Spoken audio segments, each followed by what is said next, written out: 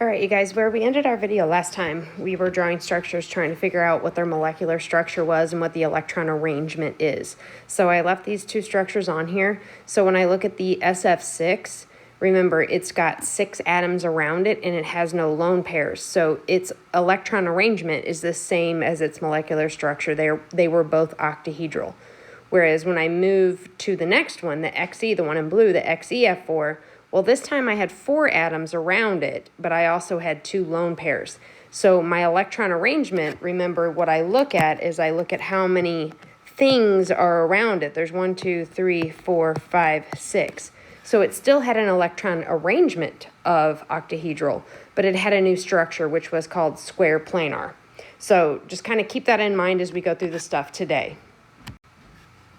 So the question on the next page is, what happens to a structure if you have multiple bonds? So you treat the double or triple bonds as one pair, meaning as one pair of electrons for the arrangement. So what I mean by that, I'm just going to draw the structure for NO3.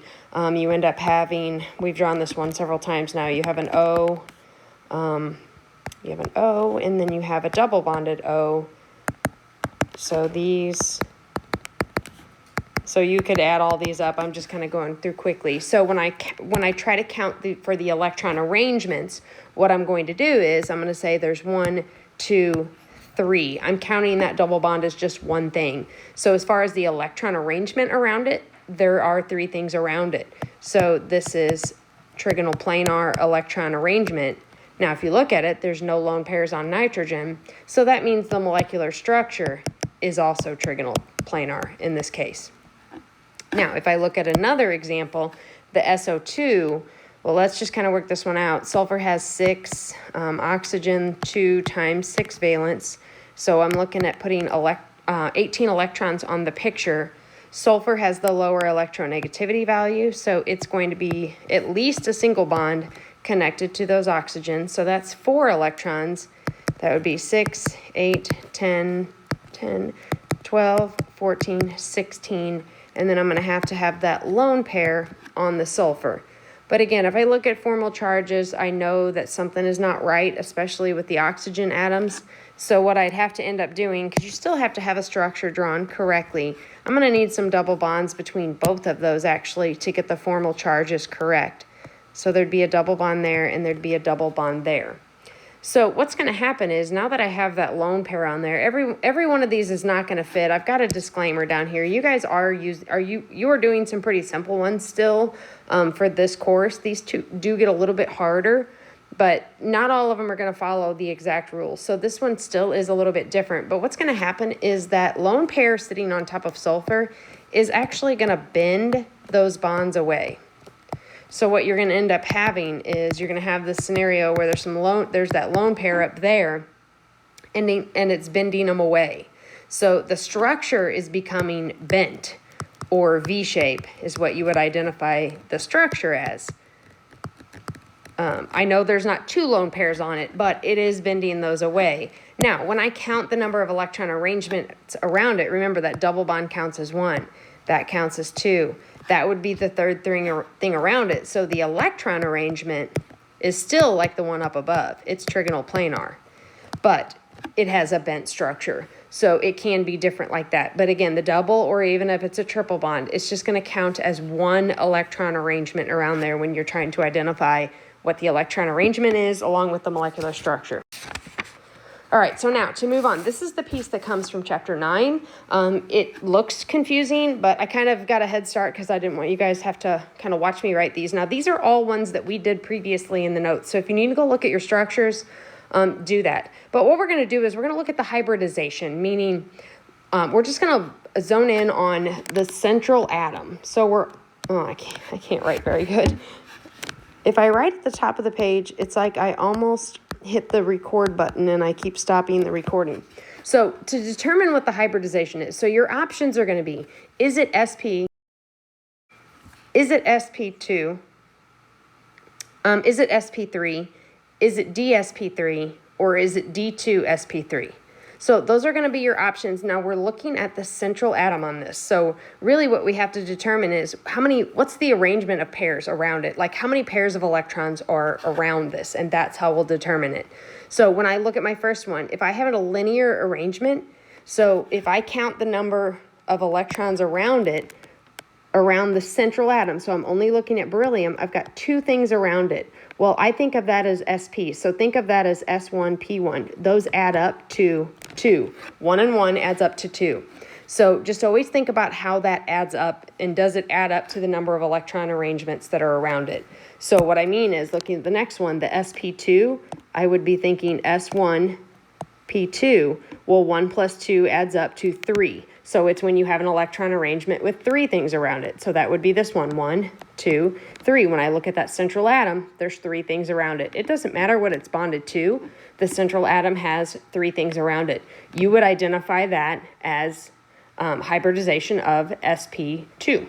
That's going to be anything that's trigonal planar. Now, anything that's tetrahedral, any electron arrangement. And again, there can be different structures that can be tetrahedral. So that's going to be sp3, meaning s1, p3, 1 plus 3 adds up to 4, meaning there's going to be 4 things around that central atom. So here I have 1, 2, 3, 4.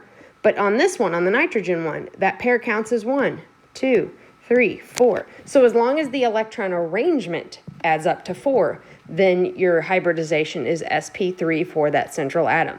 Now, trigonal bipyramidal, if it has that electron arrangement, and you had several examples, I've got mine in yellow, I've got PCl5, there was SF4, there was also ClF3, but really what you're counting is, does it have 5 things around it? Because D would be D1, which that's not a very good one, D1, S1, and then P3. Well, 1 plus 1 plus 3 is 5. Now, sometimes you will see that written as sp3 and they'll put the D at the end. It doesn't matter. It just depends on the book that you're using.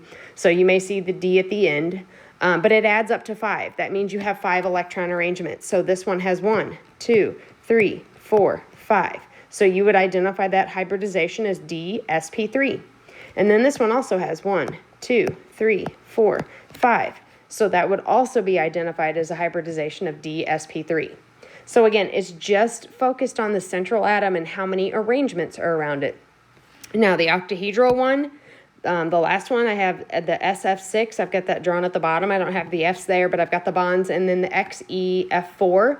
So again, this is D2sp3. So the D2 would be 2 plus the S is 1 plus 3 more. That means you have 6 arrangements around it.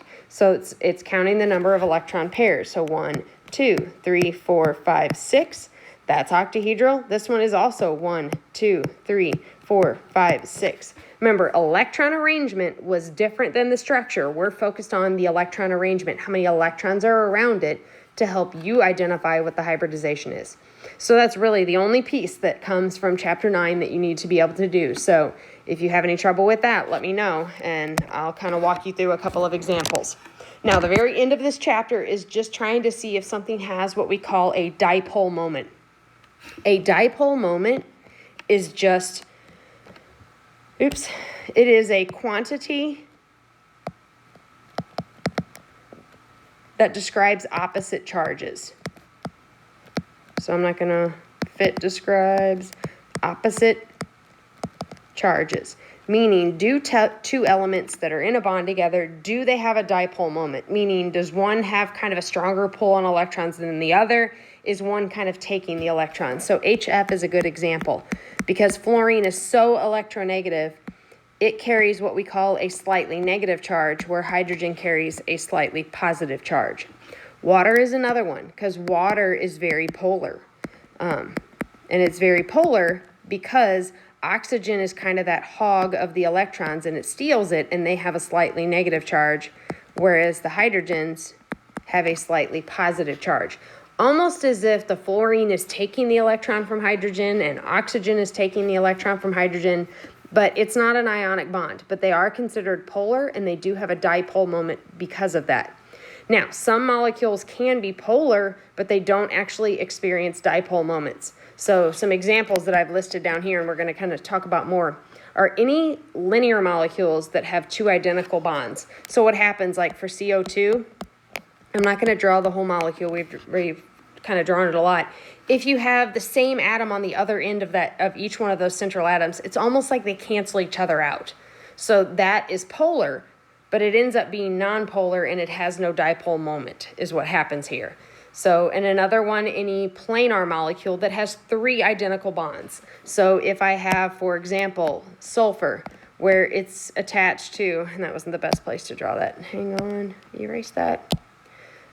So if it's attached to three of the same element, now if I change that and the bottom one was a Cl, then this would be different.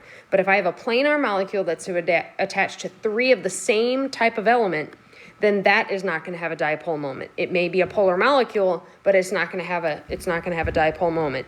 And then it's also going to be the case for any tetrahedral molecule, meaning like that if these are all hydrogen and they're all the same. So they have to be the same type of bond. So those would not experience dipole moments because of that. So go to your last page. I've already actually got them drawn out, so we didn't have to take the time to draw them.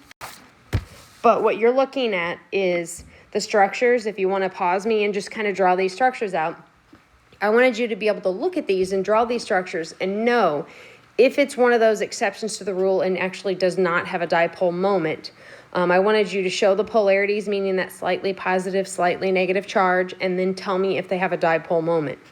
Well, on the first one, when I look at this, the H and the Cl, it's not one of those that we talked about on the previous page. So what happens is chlorine is more electronegative. So this is going to be slightly positive. That would be slightly negative. And then this would have a dipole moment because it doesn't match one of the criteria from the ones before. Now on the next one, those are two things sharing equally. So this would be no dipole. Oops, no dipole on that one. One of them is not going to be able to pull stronger than the other. That's actually just a nonpolar bond. And then the next one, again, that is a trigonal planar structure. Every single element around boron is the same. So that is actually not going to experience a dipole. So no dipole on that one. And then the next one, you've got CCl4. Again, you have a tetrahedral molecule that has four of the exact same molecule around it. So that one, I wanted that yellow, is also no dipole. And then the bottom one, that in red, the SH, that's supposed to be HH. It was up above H2S. So that one, it's not a tetrahedral. It's not a trigonal planar. So sulfur is actually kind of, in a sense, carrying that slightly negative charge. It's pulling on the electrons more. This has a slightly positive charge. So this one is able to have that dipole moment. And then let's see on the last one in blue, the COCl2. So again, this is a trigonal planar structure, but what looks different is you've got that oxygen down there instead of a chlorine. So it's kind of carrying that slightly negative charge. It's going to be pulling on those electrons a little bit more than those other elements. So this one is going to be able to have a dipole moment too. So I hope this helps. There's not a lot of this information on there, but I just wanted you guys to kind of be aware of it, understanding what a dipole and a no dipole moment, what happens and what kind of structure it needs to be to have that dipole moment. So this is the very end of the material. So you're done. Hopefully you have survived this online learning process. And if you have any questions, let me know. I'll have an assignment over this last bit, and then we will start getting ready for your test. Thanks, guys.